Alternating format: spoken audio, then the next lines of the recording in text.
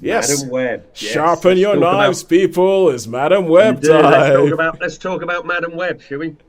Yes. Okay, the superhero movie. So basically, it starts off in the Amazon jungle. This pregnant explorer, she's looking for this spider that's supposed to have magical properties, and she's been hunting it, and she's got like a bodyguard. Yes. Anyway, she finds one of these spiders, and the bodyguard turns out to be a bit of a nefarious character, not very nice. He says, "I want that," and shoots her. And then some people come out of the trees. Why they don't do anything with the bad guy, I have no idea. Why they let him get away, but anyway. And then they get him. They say, "We can't save you, but if we give you a spider bite, we can save your just." That's it. It takes place in like 1973, I think. And then we can't save you, but we can save your unborn child. yeah, we can save your unborn child. So save your unborn child, and then I don't know how in the darkest Peruvian she suddenly turns up in the foster system in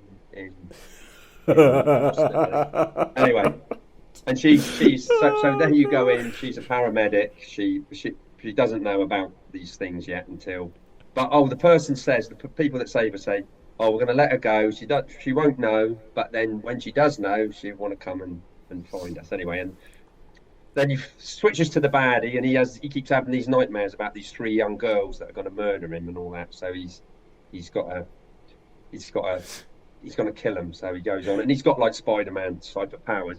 And it just so happens that he's got this super boffin woman that can get into the NSA thing and all the traffic lights and all that sort of stuff. Usual sort of thing. Sure. I can feel you losing interest as you speak. Yeah. All right. So anyway, it just so happens that all these characters, the 3 girls and her, they turn up together, and she has these visions of what's going to happen. So yes. She sort of half protects them, and then she becomes like a protector for them. Yes. So yeah, and then she just turns up at just the right time every time to save these people from this guy who's super powerful 1 minute, and then like probably not. There are so many plot holes in this movie. I mean, yeah. Oh, stay with my best mate. You girls stay with my best mate. I'm going to go to Peru. I'm going to find out all this stuff. So. But I mean, it's just like lands in a little plane, like a drug dealer thing. So this thing, I mean, I know there's a lot of people would say it, saying, so you go to Peru, you find these people, they tell you all about what you got, and then you get back just in the nick of time to save these other girls from, and it's like, you didn't even go to get a visa in that. It must have been, what, 2 days? Do you know what I mean? 2 days from Boston to fly down to Peru, sort out the people, and then get back again. It's like... Yeah, well, how you got to have some sort of. I understand powers, but I don't know how you could get to Peru and back again in like 48 hours. Okay. Sean, let me put it this way: even for you, if the film has done a job so that you get to a point where you're worrying about the visa issues of getting from America to Peru. Even for you, I think it's fair to say the film has done a bad job. when that's what you're thinking about. If that's what you come away with. It's like, wow, really lax visa controls in Peru. We're like, wait a second, that would never happen. You've got border patrols, surely. Well, yeah. I mean, it's like to do it that fast. You know, I mean, wouldn't have imagined. Supersonic spider, by the sounds of it. Okay, so I'm gonna guess that there wasn't much else to say in the rest of the film, because which is why you came here with visa issues. there's a few action. Well, there's quite a few actiony bits in it which are a bit daft, because as I say, these things they just got inconsistencies. You know what I mean? They would.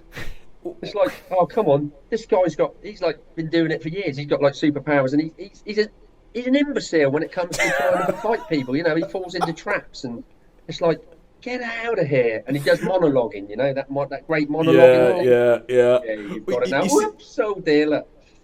You see, now, this is the problem. This falls into a category of film where I feel like you can't talk about the film without talking about the business behind how they're making these films. So it's the fact that Sony, these are all characters that show up in Spider-Man comics originally, right? But you find all these superhero films that Sony make, they have the rights to a lot of the Spider-Man characters, but they come up with a deal with Marvel where Spider-Man doesn't appear in these films. So you have all these characters that took their reason for existing from Spider-Man being there. Either they're Spider-Man adversaries or the Spider-Man allies, everything like that. And they're trying to make films about these people without Spider-Man there, which means that these characters have no reason to exist. But they keep trying to make these films, and these films keep having logical inconsistencies. They keep having tying themselves in pretzels to try and give people something to do. And it just and there's this Spider-Man shaped hole in Morbius, in Venom, in Kraven the Hunter that just keeps showing up because these people don't have a reason to exist if there's no Spider-Man. Yeah. But they keep trying to, and I don't understand how they keep making them, because apart from Venom, I can't believe these things are making money, because they make stupid films that seem to just assume that everybody who likes comic book movies is a childish 2-year-old that doesn't understand logic. Yeah. So, and this is probably aimed at, I should imagine, a young adult audience, a teen audience. Yeah, but they have brains. Yeah. Sure? They can figure stuff out. It's just that Sony doesn't think that they do. Sony, and I don't understand how they keep getting good people. I mean, this is the thing. They must be spending a bucket load on these films because they get good people to be in these films. And the only reason I can imagine that good people are in these films is because they are getting paid a lot of money. So Dakota Johnson, Sydney Sweeney, Tahir Rahim, the only reason they would be in these films is because there's a buckload of money. Because I cannot imagine for 1 second that somebody says, hey, you want to be in a Spider-Man movie that doesn't have Spider-Man in it? And they'll go, yeah, that sounds like a great career choice. I mean, it's like, but anyway, sorry, I'm running my mouth off, and I'm talking about a film. I'm talking about all the reasons why I don't want to watch this film. You actually, you actually went and watched the film. You actually had the courage to go watch this film. How many stars would you give it? Two. Yes.